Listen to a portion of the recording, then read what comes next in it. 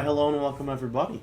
It is Pohx again. So today I wanted to kind of show you guys a little bit of part of the new layout we're going to have. So since I moved my desk into my corner, I'll show you guys an updated video a little bit later on my current setup. I have LEDs that are in my closet, but the LEDs are kind of annoying because I have a door in front of my face right here, which is blocking two of my monitors. So I'm just going to get LED strips around this door, and I can do some pretty cool stuff and just have, I guess, a cooler atmosphere for when I'm streaming and YouTubing.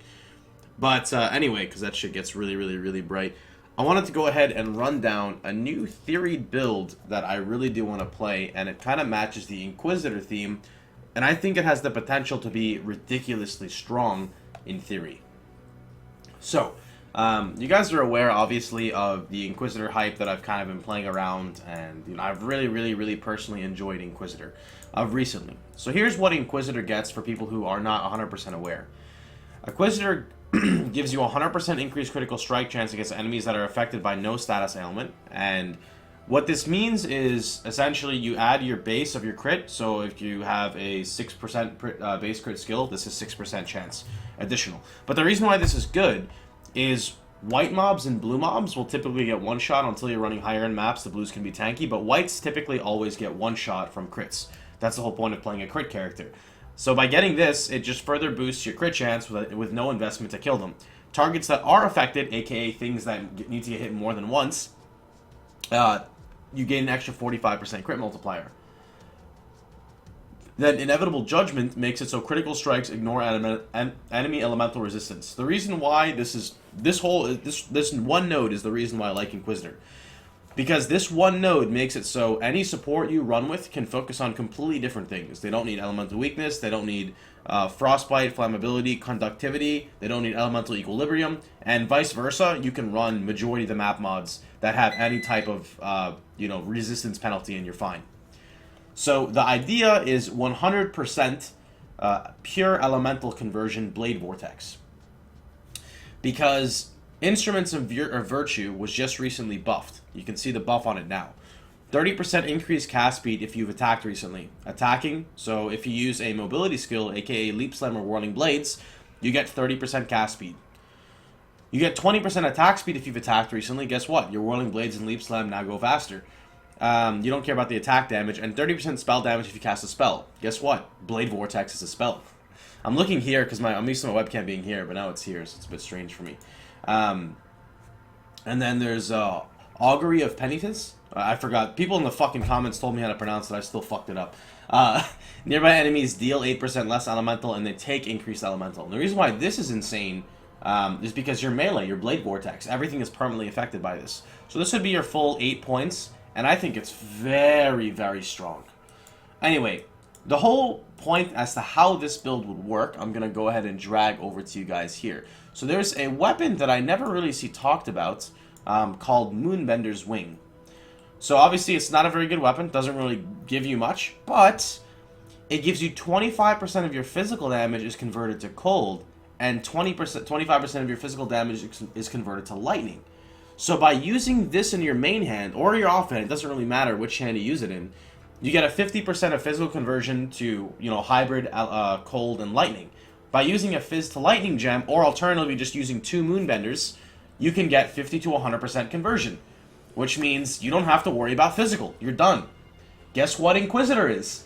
Your elemental damage, if you crit, all your elemental damage bypasses resistance.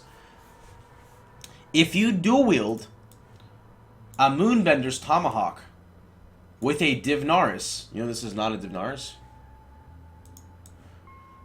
If you dual wield a Moonbender's with a Divnaris, alright, Divnaris gives you extra AoE, you gain life gain on kill, mana gain on kill, 100% spell crit, spell damage. You do lose the fact that you're not, having, I guess, a shield in your offhand, but I think that's going to be okay, because the rate of you shocking and the rate of you freezing goes way up when you get the extra conversion, because you can still run Hatred. The idea of this as well, I'm going to go ahead and pull up the skill tree. A little bit of it is right here. So we're 125, we're way up on points right now, but I was just theorying what I could get. And in this exact setup right now, I could achieve I could run Hatred and double Blasphemy, which means I can run Hatred, Assassin's Mark, and Warlord's Mark. Warlords will counteract the Reflect plus running Life Leech, and I'm good to go. I'm pretty excited. I don't know if I'm gonna even end up playing this character. If I do play Blade Vortex again, it's gonna be this build. Because this setup right now, let me shut off some points that I don't necessarily need. Right, so let me drop the whole dual curse option, because that's a hypothetical thing, right? So I'll drop off that. I'll even cut off charisma. We're 101 points with 183 life. We're only using one unique that doesn't give life, and that's no shield. That's still really good. So I'm pretty stoked to see how this character is gonna work. It also picks up, you know, I get Doomcast for crit. Alternatively, well, I get everything on this side really. The only thing I don't get is True Strike. Like, you could, instead of going aura based, you could come across here and grab a Harrier True Strike Hired Killer, and you get the AOE as well. You get the Templar AOE and you get the Witch AOE. So I really want to see exactly how the build turns out. You know, it's just a hypothetical thing for you guys to kind of look at. I was playing around just to make sure that it actually worked. And I'll just bring up Path of Exile here really fast to show you boys, because I was messing around on my other Blade Vortexer.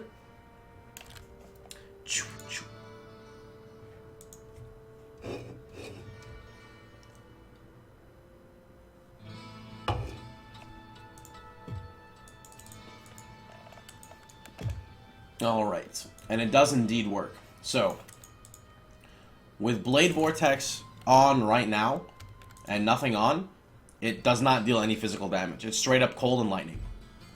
If I were to add Hatred, I haven't tested this part, but this should work just fine. Where's my Hatred at? There it is. Forgot my friend's using my Essence Worm. Even though I have no physical damage, this should apply before the conversion, which does end up giving me cold damage, as you guys can see. So even though it's all converted to Elemental, you still get it before it's actually converted over. If you were to take one off, you'll see the physical damage. Actually, hold on, my bad. I just realized that you guys can't even fucking see it. There you go. Let's put that on again. So with Blade Vortex on right now with Hatred, you can see what it is. If I turn off Hatred, you can clearly see it applies just fine. Which I knew this already. I'm just showing it for you guys if you're not aware of how conversions work. If you take off a weapon, you can see that it has physical, and vice versa. Now it's pure physical. So I think that's a pretty cool option, and I don't know if I said this or not, but by going Divnaris plus Moonbenders allows you to Whirling Blades, I believe, because you have a dagger. When you and you also get the multiplier for attack speed from dual wielding. So I feel like in theory, this is gonna be a really fun and interesting build. I think it's got the potential to do a lot of really cool stuff. You guys tell me what you think. I know I didn't cover the links. This isn't a build guide. This is just a theory craft, you know, just a little theory crafting session. You guys tell me if maybe I'm a little too excited or not, but I feel it's got some insane potential. Anyway, I hope you guys had a wonderful time. I hope you guys enjoyed the video. Please feel free to like, share, and subscribe if you enjoyed the content. And you let me know what you think about this. Obviously, I know this is pretty bright right now. It's all good. Like I said, when I get the LEDs on the actual door behind this, it'll probably look much better.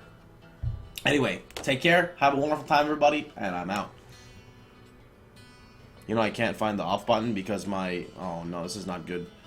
You guys don't see this, but for me to monitor capture and show you guys, I don't even know if it'll show it. You see my mouse right there? You see it? See how it, like, glitches out? Whenever I monitor capture so you guys can see my stuff, my fucking mouse glitches, and I have to try to predict where it is to try to turn the... Come on. Almost. Got him.